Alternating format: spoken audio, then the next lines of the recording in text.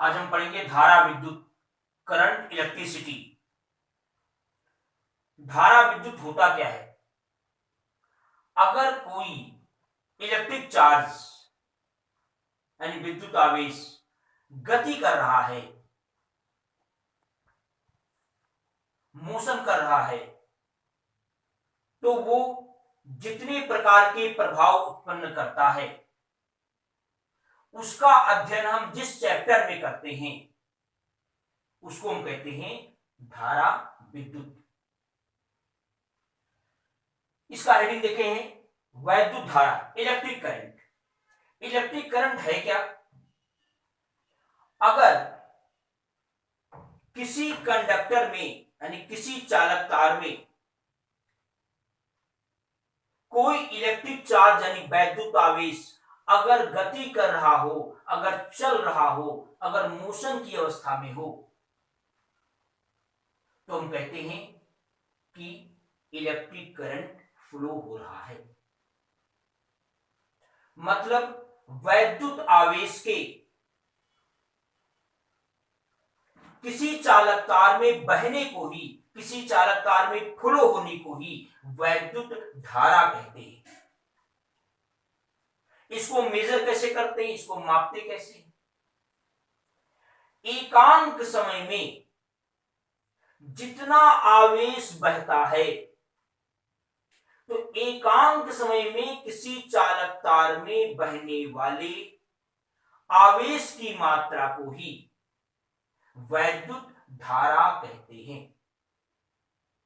अगर मान लो small Q time में, स्मॉल टी टाइम में अगर स्मॉल क्यू चार्ज फ्लो हो रहा हो,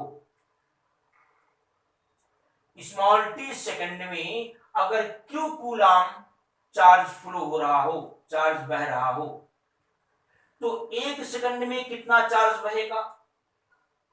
एक सेकंड में बहने वाला आवेश या चार्ज क्या होगा? Q by T. इसी को हम कहते हैं वैद्युत धारा। एक सेकंड में बहने वाली आवेश की मात्रा को ही वैद्युत धारा कहते हैं। इसका यूनिट जरा देखें, इसका मात्रक क्या होगा? यहां पर आवेश है, आवेश का मात्रक क्या होता है? कूलाम। टी का मात्रक क्या होगा? सेकेंड, यानी कूलाम प्रति सेकेंड। कूलाम पर सेकेंड को संक्षेप में क्या कहते हैं? एम्पियर। एम्पियर कहते हैं। अब देखें, हमें यह देखना है कि जो वैद्युत धारा है ये अदिश राशि है या सदिश राशि है।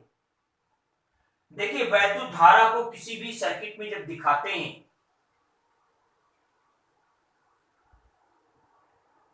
तो इसमें इसको एरो से यानी तीर से दिखाते हैं। तीर से दिखाने के बावजूद भी जो वैद्युत धारा है, इलेक्ट्रिक करंट है, ये सदिश नहीं है, ये अदिश राशि है। क्यों नहीं ये सदिश? जो सदिश राशियां होती हैं वो सदिश की भांति ही जोड़ी या घटाई जाती हैं। लेकिन यहां देखें, अगर ऐसे 2 एम्पियर की धारा आ रही है, ऐसे मान लें 3 एम्पियर की धारा आ रही है, तो यहां से जाएगा 5 एम्पियर की धारा।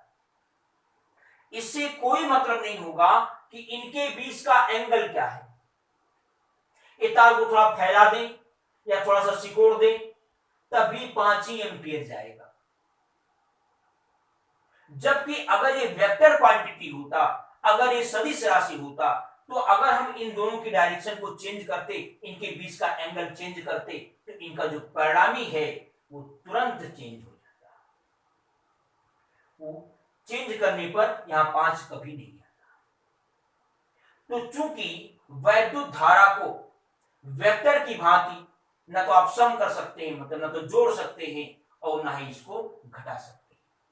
ये अदिश की भांति जोड़ा या घटाया जाता है। इसलिए जो वैद्युत धारा है ये सदिश राशि नहीं है, बल्कि अदिश राशि है। अब देखें, कोई अगर धात्विक चालक है, मेटालिक कंडक्टर है, तो उसमें करंट कैसे फ्लो होता है उसकी हम चर्चा करेंगे। इसके लिए हमें देखेंगे free electron model. Free electron model क्या है, मुक्त इलेक्ट्रॉन मॉडल क्या है। कोई भी मेटल हो, कोई भी धातु हो, ये एटम से मिलकर के बना होता है। एटम्स में बीच में क्या होता है, नाभिक, न्यूक्लियस, जिसके अंदर प्रोटॉन होते हैं जिन पर पॉजिटिव चार्ज होता है, न्यूट्रॉन होते हैं जिन पर कोई चार्ज नहीं होता। इनके चारों ओर बहुत सारी कक्षाएं बनी रहती हैं, बहुत सारे सेल्स होते हैं जिनमें इलेक्ट्रॉन रिवॉल्व करते हैं, यानी परिक्रमा करते हैं। जो दूर की कक्षाएं होती हैं, जो दूर की कक्षाएं होती हैं, उन पर नाभिक कम आकर्षण बल लगा पाता है। जो नजदीक की कक्षाएं हैं, जो नियरेस्ट सेल हैं, इस पर नाभिक तीव्र आकर्षण बल लगाता है। तो जो नजदीक के इलेक्ट्रॉन हैं, ये नाभिक के द्वारा प्रबल आकर्षण बल से बंधे होते हैं। लेकिन जो दूर का इलेक्ट्रॉन है, उन पर ये जो नाभिक है वो कम बल लगा पाता है। तो थोड़ी सी अगर एनर्जी मिलती है तो क्या होता है, ये जो आउटर सेल के हैं, जो बाह्य कोश के इलेक्ट्रॉन हैं, ये अपनी परमाणु को छोड़ देते हैं।